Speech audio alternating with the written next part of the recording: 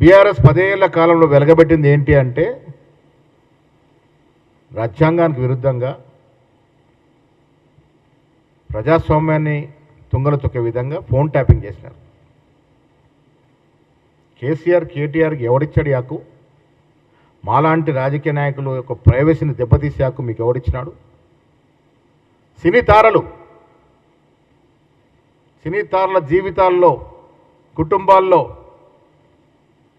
తగాదాలు వచ్చి ఎంత దూరం పోయిందో మనం చూసాం కేవలం ట్యాపింగ్ వల్ల. మీ అవసరాల కొరకు మీ స్వార్థం కోసం సినీ తారలు కూడా వదలలే.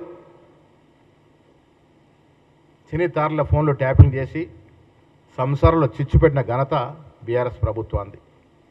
జడ్జీలను వదలలే, వారి మాట వినని బ్యూరోక్రాట్స్ వదలలే, తుదకి బీఆర్ఎస్ ఎమ్మెల్యేలు కూడా వదలలే. ఎవరు ఎటుపోతున్నారో అందరి మీద ట్యాపింగ్ పెట్టినట్టు సందర్భం. కొన్ని వేల ఫోన్లు ట్యాపింగ్ చేసినారంటే దేశ చరిత్రలో అతి హేయమైన చర్య అది. మీరు మీ నాయన సంబంధం లేకుండానే ప్రభాకర్ రావు గారు ట్యాపింగ్ చేసినాడా? అసలు ప్రభాకర్ రావుని పెట్టింది ఎవడు? ఒక రిటైర్ అయిన అధికారిని దేశ చరిత్రలో ఎక్కడ లేని విధంగా ఇంటెలిజెన్స్ చీఫ్గా ఎట్లా పెడతారు? మీ అవసరాలు తీసుకోవడానికే కదా. అలాంటి రిటైర్డ్ అధికారిని పెట్టి మీ అడుగులకు మడుగులొత్తే అధికారిని పెట్టి మాలాంటి ఫోన్లని ట్యాప్ చేయడం అనేది నేరము. డెఫినెట్గా దీంట్లో ఎంతటి పెద్దవారైనా శిక్ష పడాల్సిందే.